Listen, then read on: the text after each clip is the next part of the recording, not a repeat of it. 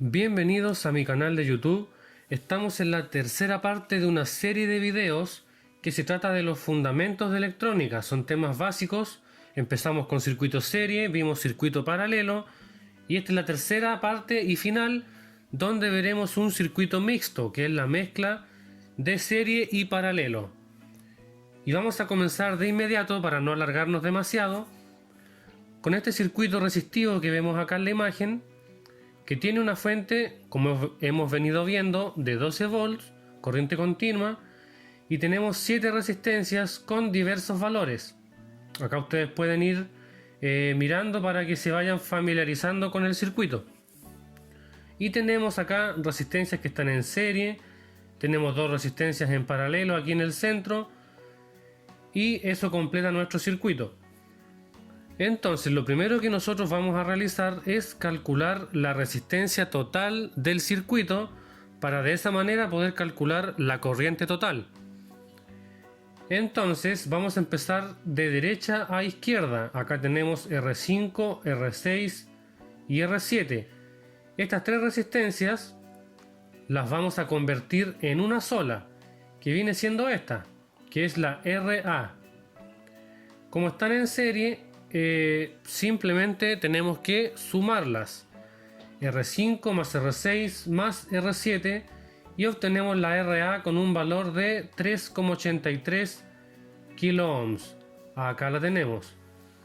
Entonces ahora este circuito que se nos va achicando aquí abajo, vamos a avanzar a la siguiente imagen, nos queda de esta manera, con la RA de 3,83 kilo ohms.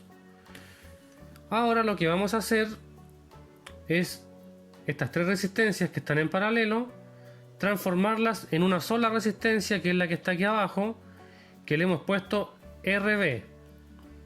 Como están en paralelo, no es simplemente sumarlas, como hemos venido estudiando en el video anterior. Aplicamos una fórmula que es 1 dividido en la RA, que ya habíamos calculado previamente, más 1 dividido en 560, que es la R4, más 1 dividido en 470, que es la R2. Y eso nos va a dar 239,55 ohms, que vendría siendo nuestra resistencia equivalente, que la hemos llamado RB. Recordar también, como habíamos visto anteriormente, que acá el valor de la resistencia 239,55, al hacer el cálculo en paralelo, es menor que la menor de las resistencias que forman el circuito. En este caso tiene que ser menor a la R2, que es de 470, y el circuito se nos va achicando cada vez más.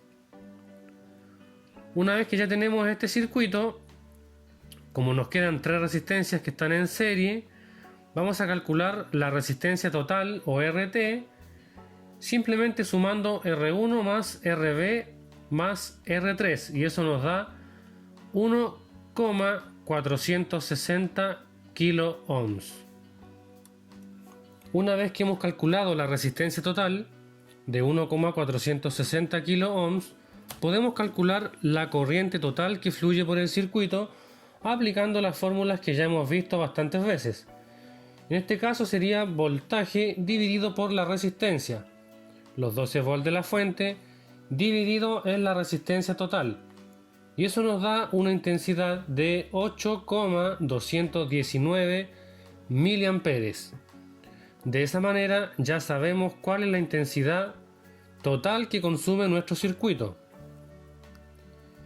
Y ahora, como ya sabemos cuál es la intensidad, nos comenzamos a devolver en el circuito, o sea, las resistencias que habíamos fusionado, por decirlo de una manera, ahora las comenzamos a separar, nos vamos devolviendo. Esta resistencia era el equivalente de R1, RB y R3 sumadas. Así que las devolvemos a su estado normal, a su estado original, y como están en serie, por ley, la corriente que circula por ellas es la misma.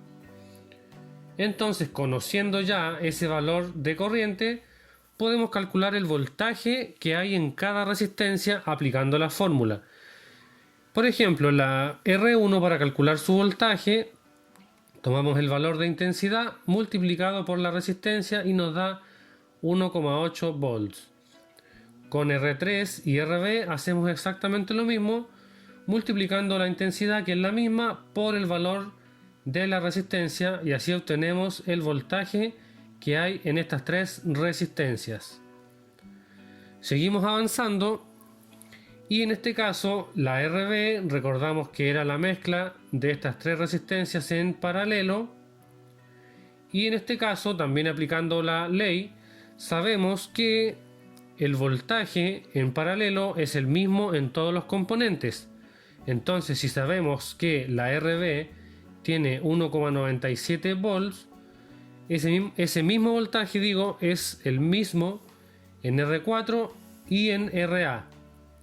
Como ya conocemos el voltaje en esas tres resistencias, podemos calcular la intensidad aplicando las fórmulas. Por ejemplo, la corriente en R2, tendríamos el valor de voltaje 1,97 volts dividido en la resistencia, que es de 470 ohms, y nos da 4,19 miliamperes. Y hacemos lo mismo con las otras dos, pero acá quiero hacer un alcance importante con la RA. Tenemos los 1,97 volts dividido en 3,83 kilo ohms y nos da 514,36, pero en este caso son microamperes. Fíjense, acá tengo la imagen de la calculadora. Cuando yo ingresé estos valores, me dio un resultado elevado a menos 4.